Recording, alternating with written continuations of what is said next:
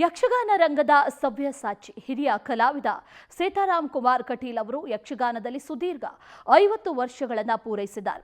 ಈ ಹಿನ್ನೆಲೆ ಮಂಗಳೂರಿನ ಕಿನ್ನಿಗೋಳಿಯ ಪಾವಂಜೆ ದೇವಸ್ಥಾನ ಪರಿಸರದಲ್ಲಿ ಕನಕ ಸಂಭ್ರಮ ಏರ್ಪಡಿಸಲಾಗಿದೆ.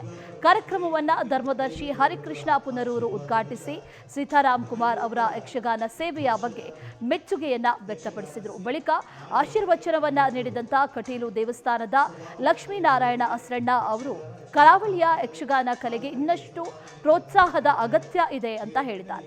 ಕಾರ್ಯಕ್ರಮದಲ್ಲಿ ಹಿರಿಯ ಸಾಧಕರಾದಂಥ ಉದ್ಯಮಿ Soundarya Ramesh, Sagar group of hotels ಸಂಸ್ಥೆಯ ಪ್ರವರ್ತಕರಾದಂಥ ಪ್ರಭಾಕರ್ ಪೂಜಾರಿ, ಗಿರೀಶ್ ಪೂಜಾರಿ ಸೋದರರನ್ನ ಸೀತಾರಾಮ್ ಕುಮಾರ್ ಪರವಾಗಿ ಯಕ್ಷಗಾನ ಕಿರೀಟವನ್ನ ತೊಡಿಸಿ ಯಕ್ಷ ರಾಜ್ಯೋತ್ಸವ ಪ್ರಶಸ್ತಿಯನ್ನ ನೀಡಿ ಗೌರವಿಸಲಾಯಿತು. ನವೆಂಬರ್ 16 ಮತ್ತು 17ರಂದು 2 ದಿನಗಳ ಕಾಲ ಕನಕ ಸಂಭ್ರಮ ಕಾರ್ಯಕ್ರಮವನ್ನ ಏರ್ಪಡಿಸಲಾಗಿದ್ದು ಯಕ್ಷಗಾನ, ತಾಳಮದ್ದಳೆ, ಗಾನವೈಭವ ಮತ್ತಿತರ ಕಾರ್ಯಕ್ರಮಗಳನ್ನು ಹಮ್ಮಿಕೊಳ್ಳಲಾಗಿದೆ.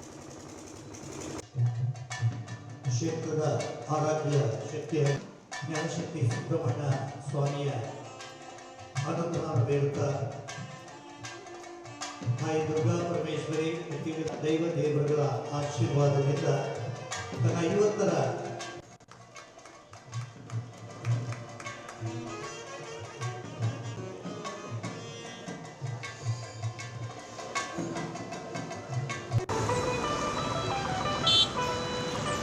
ವರ್ಷದಿಂದ ಮುಂದುವರಿಸಿ ಬರ್ತಾ ಇದ್ದು ಜನಗಳು ಎಂಥ ಕಲಗಿಸಿದ್ರು ಬಂದ ಆಟಗಳನ್ನು ಸ್ವಲ್ಪ ಹೊತ್ತು ಕೂತ್ಕೊಂಡ್ರೆ ಸತ್ಯನಾರಾಯಣ ಕುಮಾರ ಹಾಸ್ಯ ಮಾಡಿದರೆ ಎಲ್ಲ ಬರ್ತಾ ಹೋಗ್ತದೆ ಅಂತ ಒಂದು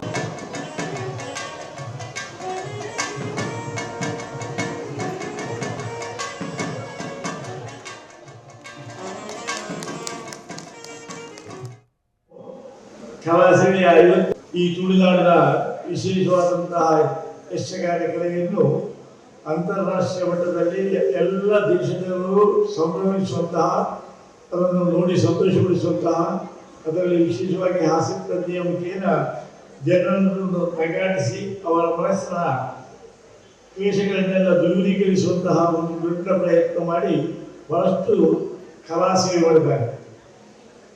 ಆ ಕಲಾಸೇವೆಯ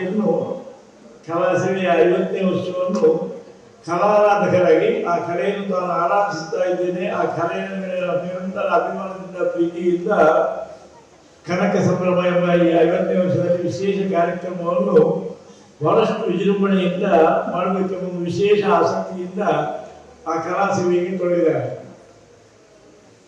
ಇದು ಚೆನ್ನವಾಗಬೇಕು, ಯಶಸ್ವಿಯಾಗಬೇಕು ಎಲ್ಲ ಹೌದು. ಆದರೆ ಕಲಾ ಪೋಷಕರ ಸ್ಥಾನವನ್ನು ನಾವು ತುಂಬಲಿಲ್ಲ. ಕಲಾ ಸರ್ಕಾರದಿಂದ ನಾವೆಲ್ಲ ಕಲಾ ಪೋಷಕರಾಗಿ ಆ ಸ್ಥಾನವನ್ನು ತುಂಬಿಕೊಂಡು ಬರಲಿಲ್ಲ. ಯಾಕಂದ್ರೆ ಸರ್ವಸಾಮಾನ್ಯ ನಾವು ನೋಡಿದ್ರೆ ಕಲಾವಿದರು ಯಕ್ಷಗಾನದ ಕಲಾವಿದರು ಹೌದು, ಅಲ್ಲ ನೀವು ಮತ್ತೆ ತೆರೆಯಲ್ಲಿ ಸಿನಿಮಾದಲ್ಲಿ ನೋಡುವಂಥ ಕಲಾವಿದರು ಬಹುಶಃ ಇವರಿಗೂ ಬಹಳಷ್ಟು ವ್ಯತ್ಯಾಸ ಉಂಟು.